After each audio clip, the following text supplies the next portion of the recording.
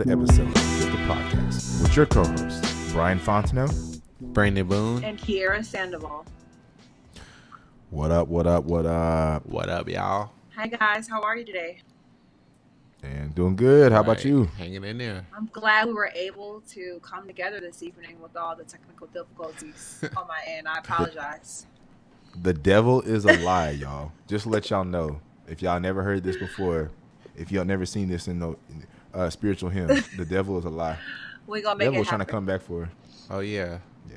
it's the late night edition. Right. Oh my gosh. BET Uncut. I miss Driftr the podcast Uncut. Drifter podcast my Uncut. Lord. I miss Uncut. That was a good show.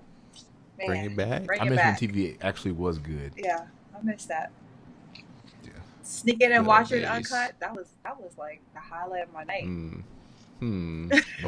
What was your Highlight of your favorite night right video? now. Hold up. What was your favorite video though? Tread lightly. Keep it PG-13. Nah, keep it X-rated. Right. This is late night. Right, late night edition of Drifter podcast. Let me get my Key Sweat voice. Ooh. Come on now. Ooh. Let me get that Carl Thomas. That Carl Thomas, Key Sweat. Who that? Brian McKnight, Avant. Brian, you got that sweater? You got the Carl Thomas sweater? Look, I got the whole sofa and everything. Got that look. You know, that's where DJ Khaled originally got his headache look from. The Carl Thomas put his head down. Oh. And I'm, You know what I'm saying? Like, it's going to be a think piece on that shortly. Carl Thomas Look. putting his head down and DJ Khaled. look, Carl Thomas came with them songs, boy. the relationship songs. It was up there. That was the 90s music. You ain't know about that. I don't know about that? Or you don't know about that? No, I'm talking about the people Oh, out okay, there. okay. They don't know. Oh, okay. They don't know. Gotcha. Carl Thomas got you through some things. Or the Key Sweat. Or what's that song? Which one? Where I Wanna Be. Oh, Yeah. I know what you're talking about. I was waiting on Brian to Where sing. I wanna... there it is. No, you ain't gonna see me singing. Not on this podcast. Hey, turn the beat up. Come on. Hold up. Hold on a second. You got me thinking of the lyrics. Where I wanna be. There you go. There we go. Look, I do not have a song voice. God did not bless me with that. So let me not break your podcast app right now. Yeah. But yeah, so now that we're going to get the late night session of the Drifter podcast started, let's move quickly into the question of the day, which doesn't have nothing to do with Carl Thomas or all those other songs that you sing in the Key Sweat, but it does have something to do with some things about travel that hopefully that you like. The question of the day is always around the topics that we find from our community. There's different questions that people may have or related to travel that just need quick answers and just quick things. And so we're going to make sure to be able to answer those things for you and give you some insights. So for today, the question of the day is, what is your favorite travel app? Important questions. Guess I'll jump it off as usual. I don't know if this count, but I just use all the Google apps like Google Maps, Google Docs for like notes and travel itineraries. Google Maps, because you can also download the map offline. So if you don't have Wi-Fi or something, you can still use it. So Google is always my go-to app. Google Flights, all that. Google everything. Team Google in the house, basically. Oh yeah. Let's see here. I definitely use my Google Translate, the offline version. Oh yeah. Yes. Forgot about That that. definitely came through for me when I was in Cartagena. I couldn't remember how to say dry pants, and I was like, and I had to like pull my phone out and type in dry pants. Well, dry. I couldn't remember the word for dry, and it popped up. And when I was in Brazil, my Portuguese is awful, so the Google Translate came in handy. We actually met a couple out in Colombia. The guy was from America, and his girlfriend's from Venezuela. She spoke Spanish, no English, and he spoke English, no Spanish, and they talked to each other by Google Translate. He was Seriously? Yes, I'm dead serious.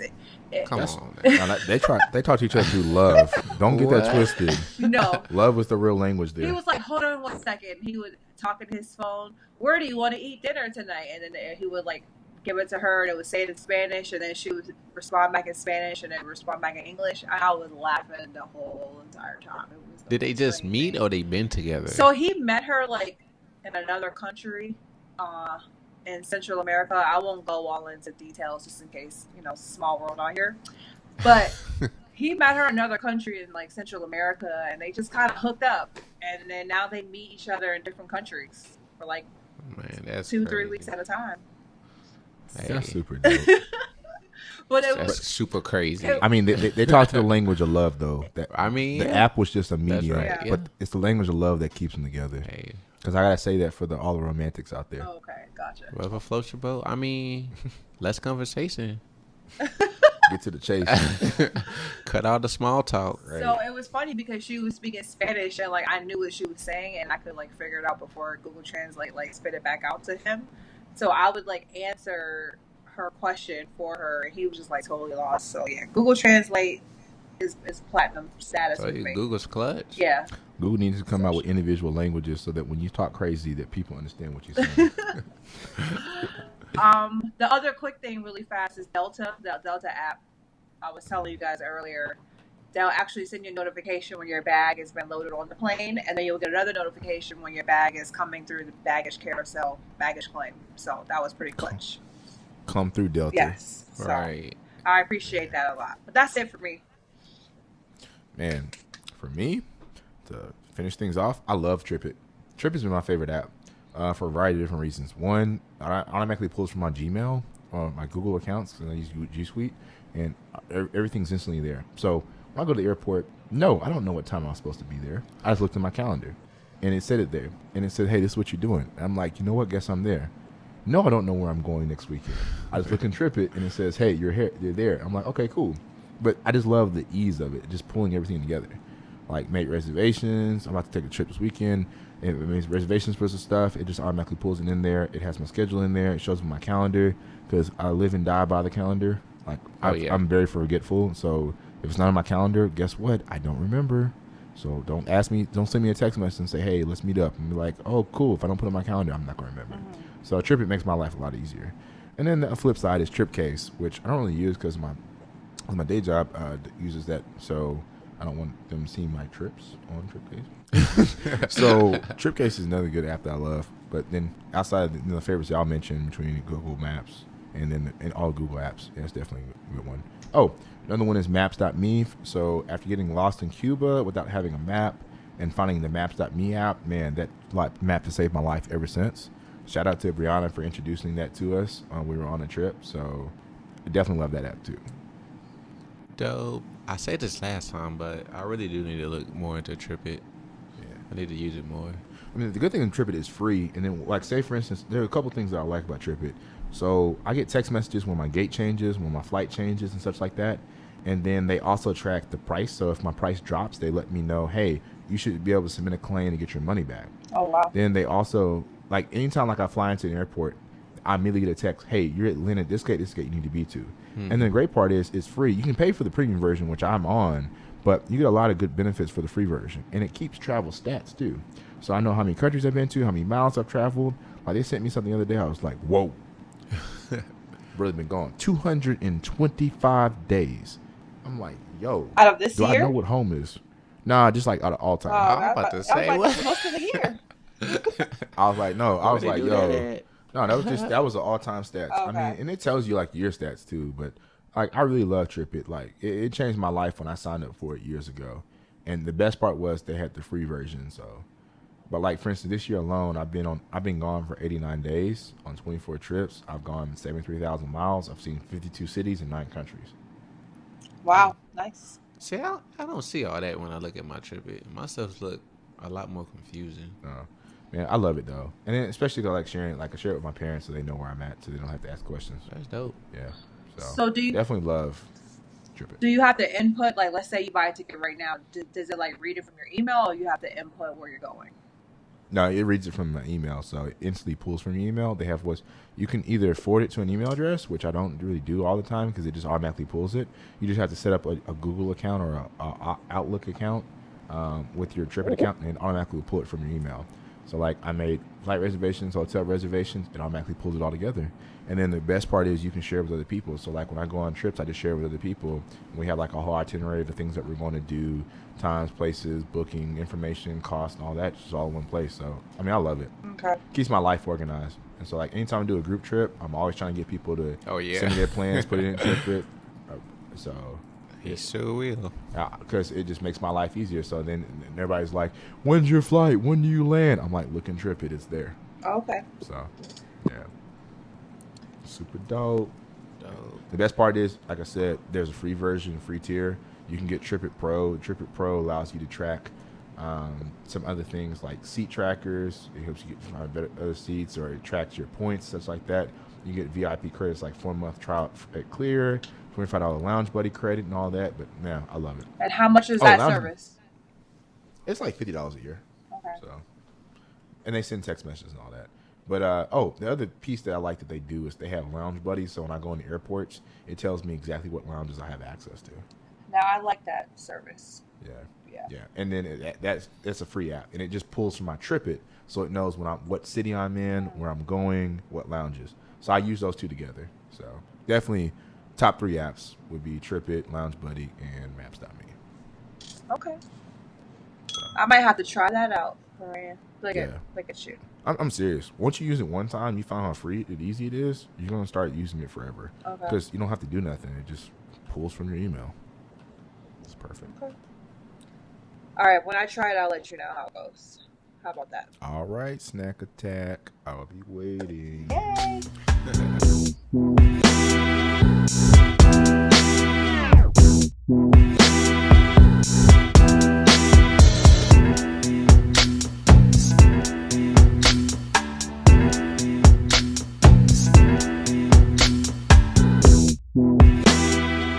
All right, now that we've talked about the different apps that you should use, hopefully you're going to the App Store or Google Play Store to be able to download the different apps that we talked about.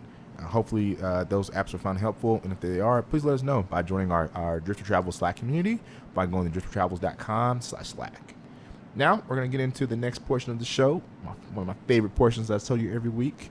It's where we talk about cards and points. Brandon and I are going to break down different strategies of cards, different types of reward programs, but most importantly, all the tips and tricks that you need to be successful in the card game. So we've been on for the Driftr podcast a different type of focusing on different credit cards. And today we're going to focus on one of the cards in the Chase portfolio that you need to have as your everyday card. And that card that we're going to focus on today is called the Chase Freedom card, which comes in 2 flavors. But I'm going to turn it over to Brandon, and we're going to talk about a little bit about some of the different benefits you can get from the Chase Freedom card. So, yes, we will start off with the Chase Freedom, the original Chase Freedom card. With this card, one of the best benefits is that there's no annual fee, so that's always a plus. From there, you earn 5% cash back on up to $1,500 in combined purchases and bonus categories, and those categories change every quarter. So as far as this year, the first quarter was gas stations, the second quarter was grocery stores, the third quarter was restaurants, and the fourth quarter will be released in October. So based on those categories, you can get 5% cash back on those and 1% cash back on all other purchases. From there, cashback rewards do not expire as long as your account is open, and there's no minimum to redeem for cashback, so that's always good. Another benefit is you can shop with points on Amazon. It's not the best redemption-wise, but a lot of people still use it. So if you just at checkout on Amazon.com, it's a way you can link your card, and then once you link your Chase card, you can be able to pay with points. From there, another thing is you can use gift cards in the Ultimate Rewards portal, and then you also can book travel through the portal. The reason a lot of people do love this card because once you get the Sapphire Reserve or the Preferred, you can combine your points from the Freedom and then transfer into your Chase card, which is better value for it. Cause the Freedom card is just a cashback card, so you can't use it for points, but you can do cashback on it. Another benefit is the geo liability protection, and you also get purchase protection and fraud protection, and then you get the externity warrant protection and fraud alerts from Chase. So that's pretty much the basic benefits of the Freedom card. It's a good beginner's card. A lot of people, this is the first card they usually get starting with Chase, and then the next step would be the even Preferred or the Reserve card. And as of now, There's a $150 bonus after you spend $500 on purchases in the first 3 months. And you also get 0% APR for the first 15 months from account opening. So that's the basic benefits of the Freedom. And Brian talk about a little bit about the Freedom Unlimited. So a lot of people got the Freedom card, and then Chase decided to come out with a different version of the Freedom to kind of combat the other cards that are out there in the sphere of cashback cards that were really making a lot of headway. And so what they came up with was called the Freedom Unlimited. So the Freedom Unlimited works a little bit different than Freedom, but it's also a great card with great benefits. So in the same way Brady mentioned there was bonus categories for the Chase Freedom card, the Freedom Unlimited is a little bit different. So the Freedom Unlimited only has 1.5% cash back on everything. So you don't have to worry about specific bonus categories or things that you have to be looking for. All you have to do is basically just spend anything on it, and you know you're going to get 1.5% cash back. Now, like its sibling, it definitely doesn't have an annual fee. So you're still getting a cashback card with rewards points that don't expire. They have usually low NPRs when you start, like 0% for 15 months from account opening, and then a variable interest rate. But for the most part, you can use this to gain points. And as Brandon mentioned, the strategy of using the Chase Freedom is combining it with either a Chase Sapphire or a Chase Ink version of the card, so that you can use the dollars that you get back in Chase Freedom to transfer into the Chase Sapphire Reserve or Chase Ink cards to be able to get points. Use those points to be able to transfer for miles. So it makes a good card for what we call the trifecta. Getting the Chase Freedom, either version, either limited or the personal, the Chase Sapphire Reserve, and then getting the business ink card version, and boom. Next thing you know, you have 3 cards that are earning you points through all of your purchases in different ways. But this makes the Chase Freedom, whether you get the unlimited or you get the Chase Freedom regular, are both great, very everyday cards. So you definitely want to use this as kind of like your everyday spending card. Yep, and they both have the chain bonus offer as well. So the Unlimited also has the $150 bonus after you spend $500 in purchases in the first 3 months. So I don't know. I guess I already have the Freedom, the regular one. So it probably wouldn't make sense for me to get the Unlimited unless I cancel that and then get the Freedom Unlimited. But so you guys just pick your poison, even go for the Freedom or go for the Freedom Unlimited. Man, I wish I had started off with getting the Chase Freedom. The Freedom, yeah, that was one of my first cards. So, like, my first Chase card was the Reserve Sapphire. I'm sorry, Reserve, the preferred Sapphire. So, I wish I had, switched it up. Yeah. Switch it up for a little bit, but to each their own. And then also, you got to remember, everything with Chase, y'all, is subject to the 524 rule. So, you can't apply for five cards in less than 24 months. So you definitely want to apply one of these cards first, maybe Chase Reserve after that, or Chase the Chase Sapphire preferred card, and then the ink card. So you get those 3 out the way, and you have the trifecta figured out. Right. And another thing is, like we said, just remember this is a cashback card. So we wouldn't suggest you using those points as cashback. We would suggest hold on to those points until you get another Chase card where you can transfer those points into, so you can use the points. Cause that $150 bonus is actually 15,000 points, and that's a good amount of points. You can get a good little fight for it, especially like on Southwest or one of the Chase travel partners. Okay, so just to clarify, you can transfer your cashback points to another Chase card to get regular points. Right. Okay. So for me, I got the preferred, so I can transfer my Freedom points into my Chase preferred. Okay. And combine those points. Okay. That's how you do it, y'all. Yeah. Okay. And then transfer those. So if you're starting out, trying to get these into the points, it's probably a good idea to start off with the Freedom, just to kind of get your feet wet with charging stuff, paying it off, getting a rhythm with that, seeing how the points or the cashback accumulates, and then transferring that to preferred. Exactly. Okay, gotcha. Okay. That sounds like, and if you're getting 5%, that's a lot. Because if you spend it on everything. Well, they cap it on certain categories, and then they cap it. Right, at $1,500, but that's still a good amount. Yeah.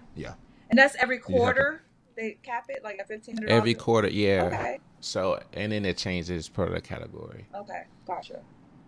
So usually the 4th quarter is usually something to do with shopping due to the holidays. Oh, boo. So it's probably like the superstores like Walmart, Target. Okay. Usually. Okay. But I mean, that's why you strategize. Sometimes they have Amazon as list. Yeah. Oh yeah. Like I know with my Discover card they have it, and I'll definitely be maxing that thing out as much as I can. They just get me to spend. But if I were already going to spend the money, guess what I'm getting? Points. Brian's gonna buy his iPhone 10s for Christmas. Hey, Thanks, too bad Brian. I'm not. Too bad I'm not a 10 iPhone. Too bad I'm broke. Too bad I'm broke. I still take it though. I need a work phone. Exactly. A Drifter Travels phone. Thanks, Santa Claus. Appreciate you. Appreciate you. The plug himself. I'm the plug. Man, y'all ain't got no electricity then. Because I definitely ain't the plug. Sorry, guys. Okay, so the next time someone asks me about, maybe cards or the cashback, I'll definitely suggest the Freedom card. Bam. Yes, that would be my Do suggestion. it. Thanks, guys. Do it. I knew there was a Freedom. No I just didn't really know it was cashback card. So yeah, it's cloaked. So gotcha. it's a cashback card, but when you combine it with the right cards, you can maximize for maximum point getting. Gotcha. Oh yeah. And that's what we all about at the Drifter Podcast. Right. And I like that there's no annual fee on there. Like I said, for people just starting out or people weary about paying a fee, that would be a good way for them to get into it. Yeah.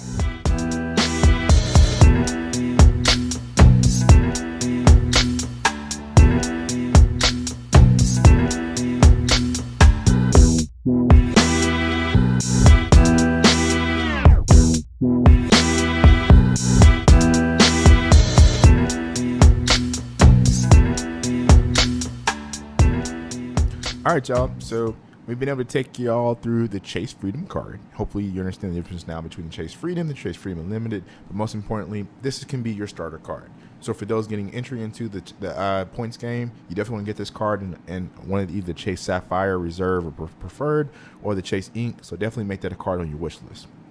But now that we've covered the cards and points segment, we're going to take a trip somewhere around the world, a trip to hopefully a destination you have never seen before. And if you have, hey, take us back with you. We fit in suitcases. Mm-hmm. So for today's segment of the show, I'm going to turn it over to Kiera, who's going to talk to us about where we're traveling today. Okay. Okay, guys. Tonight we're going to go to Johannesburg in South Africa. And I know a lot of our fellow Drifter family has either been to Johannesburg or that is like next on their to-do list. So I don't think any of us have been to Johannesburg, right? Nope. Not yet. Not yet. So I've been close. I went to Cape Town earlier this year, but we didn't make it to Johannesburg. I just didn't feel like kind of smushing everything together. So I just took the week in Cape Town, and I'm like, you know what? One day another deal will come through, and we're going to go to Johannesburg. So I didn't make it to Johannesburg, but I found out a lot of good information. So first thing first, anybody with a U.S. passport, you do not need a visa to get into Johannesburg or South Africa, just so you know. If you've traveled into certain countries, you'll have to check. I don't have them offhand, I apologize. But you will need to show your yellow fever card if you come from certain countries into South Africa. But if you're coming from the United States, you don't need to show a yellow fever card, just so you know, because sometimes that's required for certain countries in Africa. So if you're trying to fly to South Africa, you have a few different options. You can take KLM, South African Airways, Ethiopian Air, Etihad, Qatar, Air France, and even Delta goes there. So this would be a good opportunity for you to use those points that you've been saving, that we've been talking about all season long, and just go to your point, go to where your points are, and just try to price out, the tickets and see where you can transfer your points and just maximize your points for a trip to Johannesburg. Once you get to Johannesburg, $1 equals 13 Rand. Their currency is the Rand there. When I was there earlier this year, it was about the same. $1 equals 13 Rand. Everything is pretty affordable in Cape Town. I've heard the same thing about Johannesburg. The Ubers are very, very inexpensive. $2 or $3, maybe $5 at the most. The food is very inexpensive. So it's a very, very affordable city. So you don't have to worry about spending too much money there. So some of the things that you can do while you're in Johannesburg, one big thing I saw a lot on the different websites was the Apartheid Museum. You can go visit that.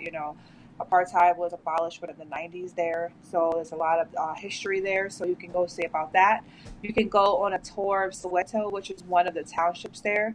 They have different types of tours for Soweto. You can book a private tour, or you can do even a bike tour. I think that'd be pretty cool, but I'm sure you have a bike guide with that. Or you can go with other groups that may have just like, standard group tours. So you can do that for the day, or you can go for half day to Soweto. A friend of mine went to Johannesburg, and he did a tour of Soweto, and he said he learned a lot of information. So that's highly recommended. You can also go to do other township tours in Johannesburg. So they have different townships, and the townships, have different areas or outside the city. So you can basically find out which township you want to visit, or you can visit multiple townships. So that would be a good idea. That's definitely something I would want to do. Another big thing to do in Johannesburg is go on safari. So there are different types of safaris that you can go on. You can actually go on day trips, so safari trips. So you can just go early in the morning and come back in the afternoon, or you can go on multiple overnight trips. So you can go on 7-day trips, 14-day trips, 5-day trips, 3-day trips. It just depends on what your budget allows. And they also have eco tours for safaris, and they even have balloon tours for safaris. So I don't know if you guys ever heard of that. That actually sounds pretty cool. Yeah. I definitely would do that. Yeah, though. I would do a balloon tour. So that sounds pretty cool. My friend that went to Johannesburg earlier in the year, he did overnight tour. I think it was like 3 or 4 nights he did. So he got up early in the morning, and they went out like 5 in the morning or 6 in the morning or something like that. And then they would come back for lunch, and then they would go back out in the middle of the afternoon. He did that for a couple of days. So he said that was fun. He would do that again. And then for all the ladies that want to buy a lot of crafts or a lot of fabric, or just other tchotchkes that other people want to buy, or gifts, you can go to the African craft market of Rosemark. So that I read about that. That looks like a nice place you can go to get a lot of different items. You can just spend the day there. And then another place that I thought was interesting, which I would definitely want to visit, is the Mandela Family Museum. So there's a museum in Johannesburg where you can read all about him, Nelson Mandela, his family, all about his history and everything that he did for the country. So that was pretty awesome. And then another thing I saw, which I would totally do, it looked a little pricey, so I would have to save up for it. There is a 3-day Victoria Falls tour. So you can actually go see the Victoria Falls. And for the pictures that I've seen from Victoria Falls, seems like a pretty nice place to go to. And it's not like it's not one of those locations that everybody goes to. It's, that's like a one-off type of thing. So if you're looking for the Victoria Falls, I did find that on the Viator website. So you want to check that out as well. They always come in clutch. Yeah. So Viator is a good website. So if you want to just hang out at night and just, after all day being in Soweto or all day being in a township or in the museums, there are different areas in Johannesburg at night that you can hang out. They're not so close together, so they're kind of spread out, but there are a couple different areas where you can go hang out in the evening. They have the Bramfontein area, the Sandton area, the Rosebank area, Greenside, Melville, and Maboneng. So you have different areas that you could choose from. And in those different areas, they have different types of places you can hang out. They have coffee shops, they have pubs. They even have Lennon's Vodka Bar, which I think would be pretty cool. Has a pretty cool picture of Lennon in there. And there's also a couple cigar bars. There's a couple wineries there. There are a couple high-end restaurants, cocktail bars, pool bars, etc., etc. So anything you're looking to do, even if you just want to kind of see live music or jazz, they even have a jazz club out there. So there's different venues, for everyone. And let's just say you want to see something a little bit more, culture oriented. There's an African Freedom Station bar, and that plays like African jazz out there. So that'd be pretty cool as well. So you have a lot of different options for everyone. So the next time a glitch comes up for Johannesburg, you guys have a few ideas. And also another thing we didn't mention earlier, a lot of people that I know that go to Johannesburg, they've all stayed in Airbnbs. I don't really know. Actually, my friend that went to Johannesburg earlier in the year, he did stay in a hotel, but he prefers hotels over Airbnbs. But everyone else I know stayed in Airbnb. So if you're looking, if you're looking for some Airbnb links, please join us in Driftr Travel on Slack, and we can get you some Airbnb links for some recommendations. Oh yeah. Yes. That's it, guys. So when we going? Straight up. That's all I want to know at this point. As soon as Etihad or Qatar or Air France has a glitch. I haven't heard the best reviews from South African Air, so I'll be a little weary about that. And you can go straight to Johannesburg from DC. FYI. I'm just going to put that out there. So y'all can come to DC and we can go straight to Johannesburg from here. Let go. Sure. I'm down for the call. I feel like something from New Year's gonna pop up. Let's do it. Oh my goodness. Don't even bring that up right now. It's a source of contention right now with my friends. We're like, we got to go somewhere. But nothing's been popping up. Everything's really expensive for New Year. So we're just waiting. Patience, my friend. Yeah. Just don't leave us. That's all I ask. All right. So as soon as anybody sees anything, we're just going to put it on the Travel Squad text. Yeah. I'm waiting for Brandon to tell us the official destinations. Yes. I'm like, yo, Waiting on that deal. It's all on you. Yeah. So if you guys have visited Johannesburg, please let us know. I would love to see some pictures. I would love to hear about your story, and I can't wait to get out there. Cape Town was an amazing place. I can't wait to see Johannesburg. Can't help but wait. That's what Trey Songz said.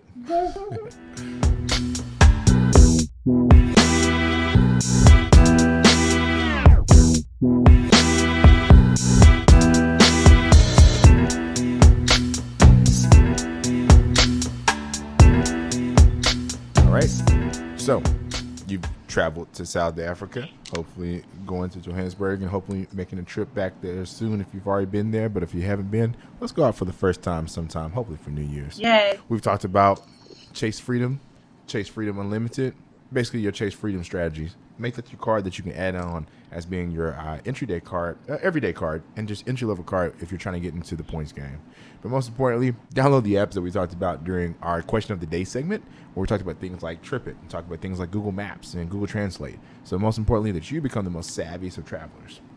Now that we've got you prepared on all those different fronts, we're going to roll over into the last part of our show. It's the part where we have an open discussion, a roundtable discussion, really, of just different things that you have topics about. We give our viewpoints and our ideas and our thought process so we can help you to be the most savviest traveler out there, but most importantly, the most intelligent one, and be able to critically think about how you can solve these situations that some people fall into. So today, for the open discussion, roundtable discussion segment, we're going to be focusing on the topic: how do you manage putting a big purchase on your credit card, and what's your strategy on paying that off? So we're going to talk about the backstory to this. There was a guy who was all about the points, and I felt his heart, like in my heart, like our hearts were connected. Like I know him, like he's my brother. Now, really, I never met him before, but it was close enough because he was talking about the points, and when I heard about the points, I was like, yo, I have to read this article because I'm about the points. So the guy had a United Explorer card, which we're not going to talk about that today because that's going to be another subject for another podcast. But he decided to put on his entire car purchase on his credit card. Now, I forgot how much the card was. He had to go through a lot of trouble to get his car credit limit boosted up, and I think it was like $45,000 he put on this card. And I don't know what kind of Honda, Kia car he was buying. I think it was a Honda Odyssey minivan. First of all, I didn't know Honda Odyssey's minivans cost more than $20K, but that's a subject for another day with Honda when we get our Honda representative on the podcast. But he put that all in his card, which is great. But he didn't have a plan of paying it off. Come on now. Right. So he ended up having to open up 4 new credit cards to transfer the balance for 0% interest and pay it off over 15 months. So it begs the question that my mother used to talk to me about all the time. What is your strategy on putting big purchases on your credit card? First off, what did we talk about on episode 1? Credit card boot camp. Somebody send him the Driftr podcast link, please. Yes. Straight up. Right. Like, if y'all some real friends, you're gonna send that Driftr podcast link. I'm just saying. You gotta pay your bills, y'all. Like in a story, like, come on, man. Yeah, I mean, I don't know if he just bought this in his sleep, but if you're buying something for $45,000 and the bill is due in 30 days, who doesn't think it's a smart idea to have that money available to pay your credit card? I mean, straight up. And he said he didn't want to pay interest. I mean, I'm not gonna be mad if he was trying to pay interest, but he didn't have a plan. He didn't have a plan No at plan. all. At all. Like, no plan at all. And you're never going to hear from us to tell you to go put purchases on your credit card that you do not have a plan on paying off. Exactly. And I think Like, he's an engineer too, which made the whole situation even worse. yeah, you should have been balling shot calling. I guess he really needed that car. Oh, Look, he just wanted a ticket to go to Italy. It wasn't like he was trying to go, he wasn't trying to go to like New Zealand or Fiji Islands or, anywhere crazy. He wanted to go to Italy. You can get a ticket to Italy. He lives in the DC area. I think he's in Virginia, like Northern Virginia.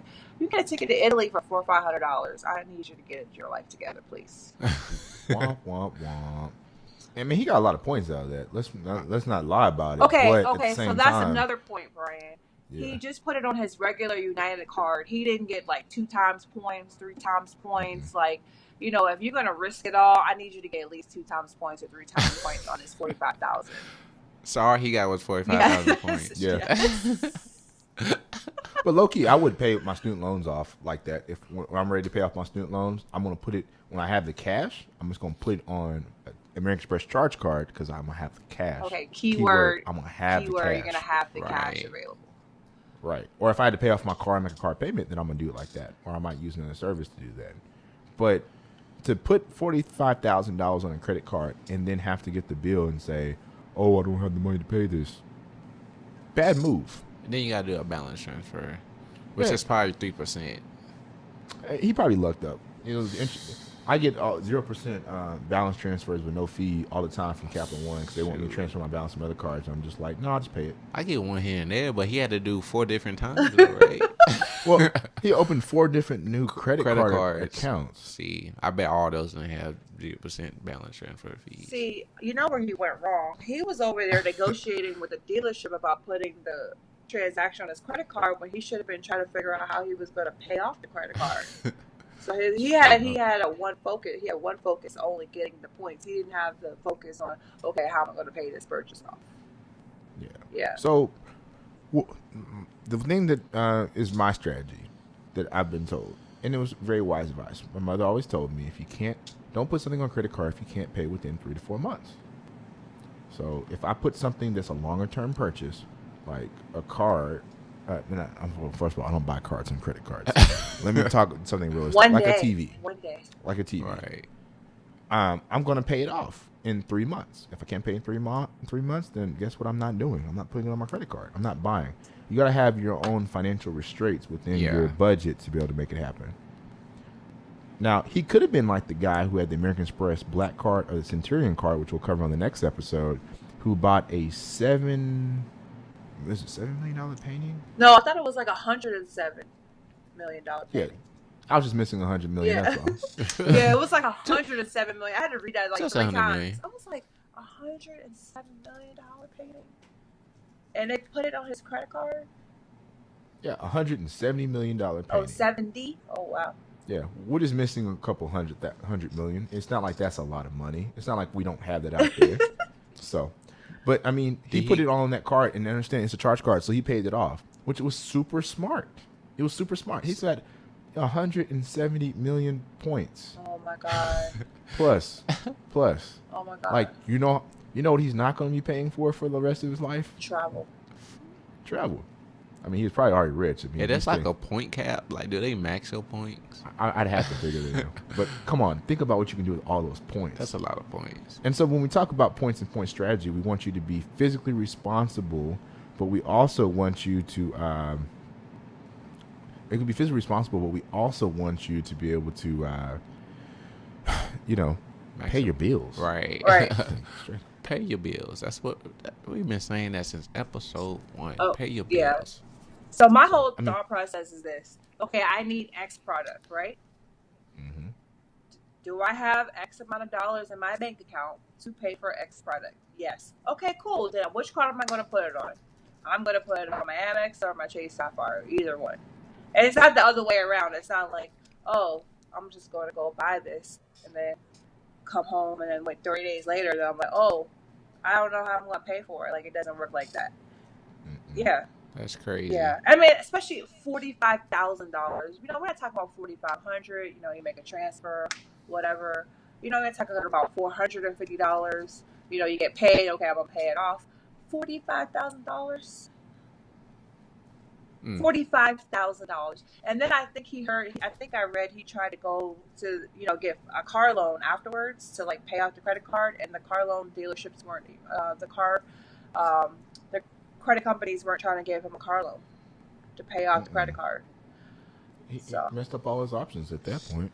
I wonder if he tried to go to a credit union, because I got my last car loan through my credit union, shout out to PenFed, and it was really easy. I just had to go to the credit union, and they just kind of wrote me a check.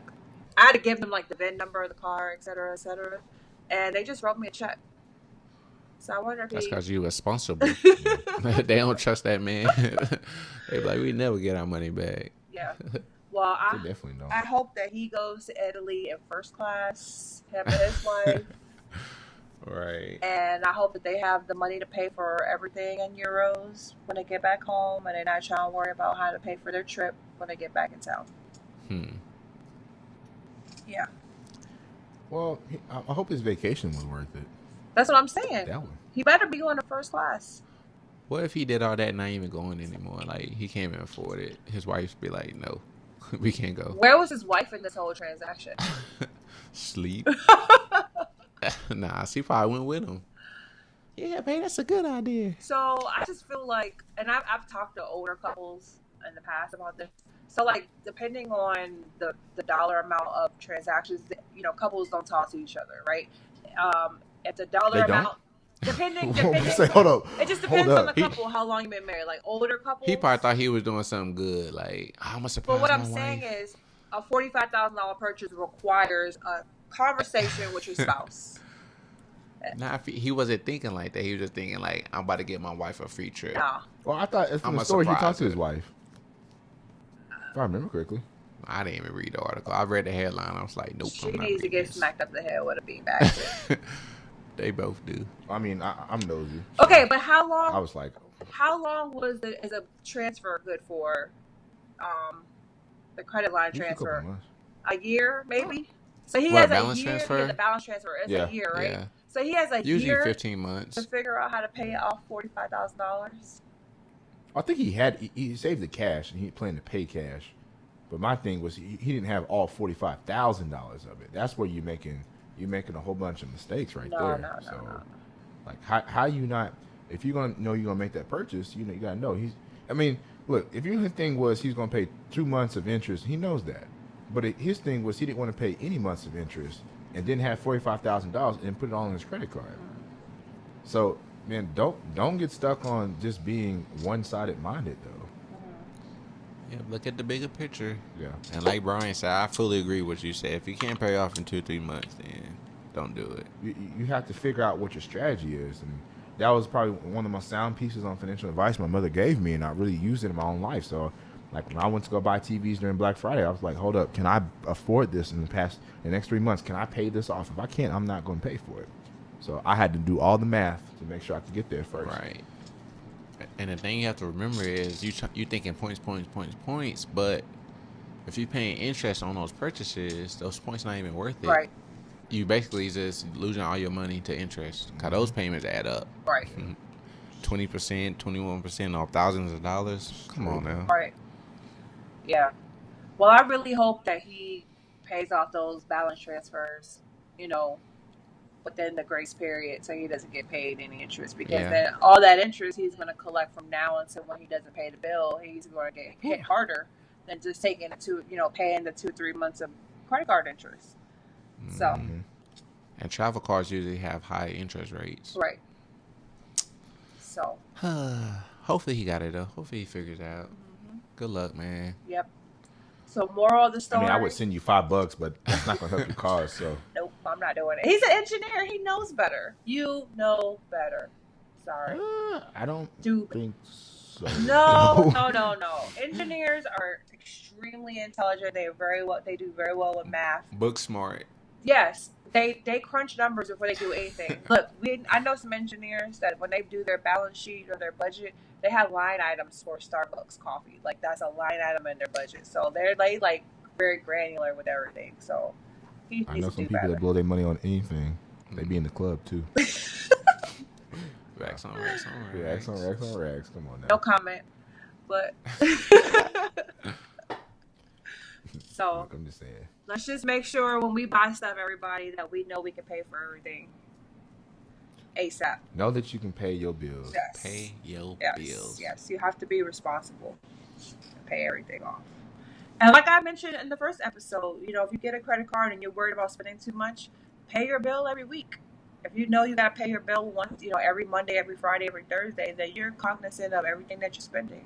That's what I do. Yep. Know what you're doing and do what you know. Yep. Because you don't want to Every wait week. every month. You don't want to wait to the end of the month. You be like, oh my God, my bill is $5,000. I'm not going to pay this. You know? So. Shorty got them racks. Shorty got them racks. So you just don't want to do that. So I mean, I suggest that to a lot of people because that's what I do. Because I know every week I gotta pay my card, so it's due, and I gotta pay this. So it's kind of like, you know, because you know when you use a debit card, you know you have this amount of money in your account. But with a credit card with a big limit, it's like, whoa, it's a free for all.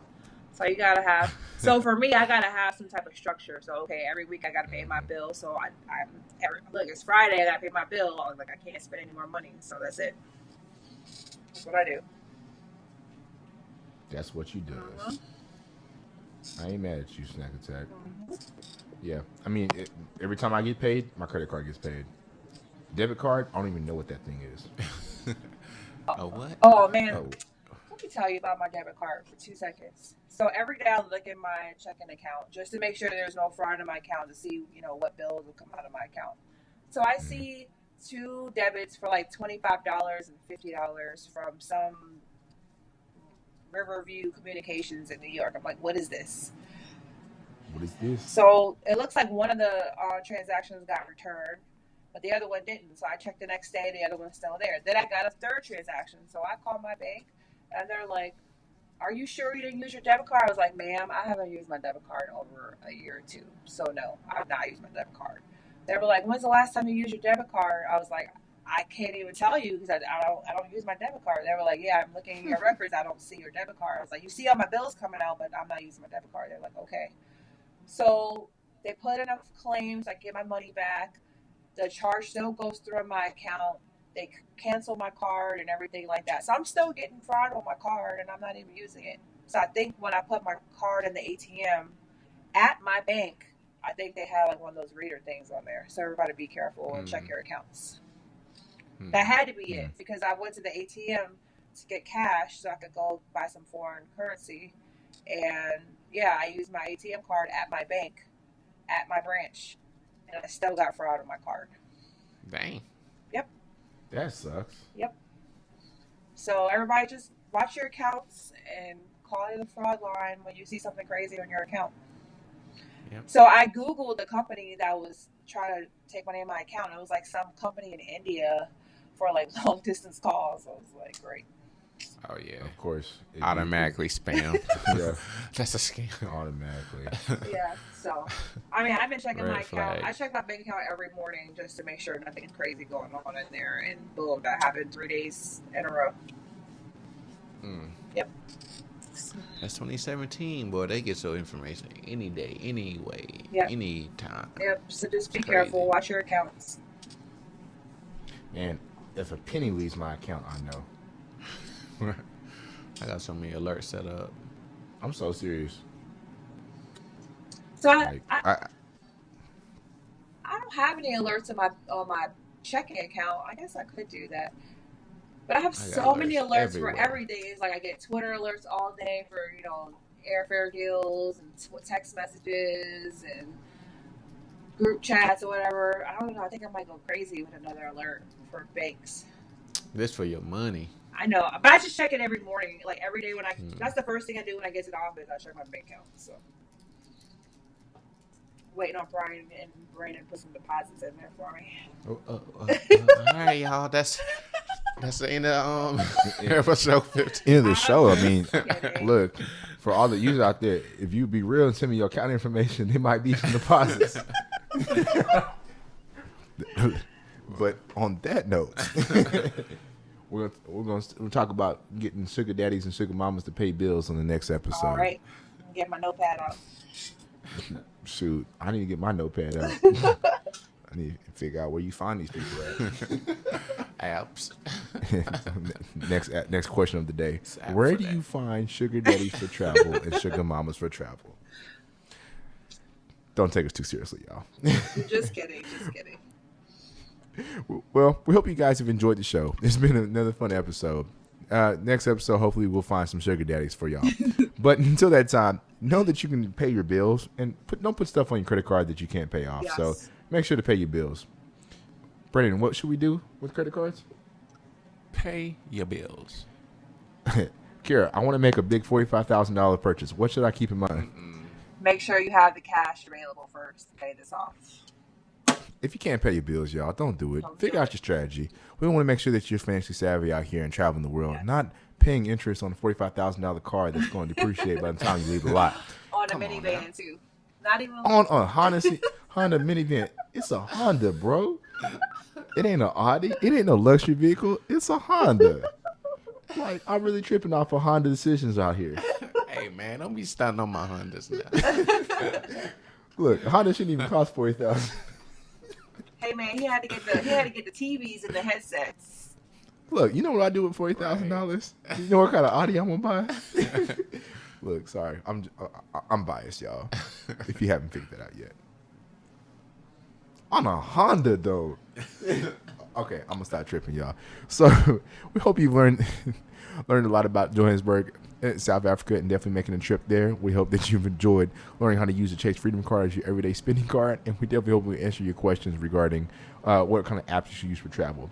Until the next time, folks, make sure all the listeners out there, tell somebody, share the Driftr podcast with other people. Leave us reviews on all of our social media, on all of the different accounts we have. We're on iTunes, Google Play, SoundCloud, YouTube, Stitcher Radio, and TuneIn. Also, you can just leave comments on our website. So we enjoy reading those there. And then, if you haven't already, join the Driftr Travel communities. You can go to driftertravels.com/Slack, join in, and most importantly, be able to chat with us, learn about flight deals, but most importantly, be able to talk about finding your sugar daddy in our community and sugar mama. But until that time, it's been real. This has been one of your co-hosts, Brian Fontenot. Brandon Boone. And Kiara Sandoval. We're out. Have a good All the night, sugar daddies, guys. sugar mamas. See you guys next week. Peace. Bye.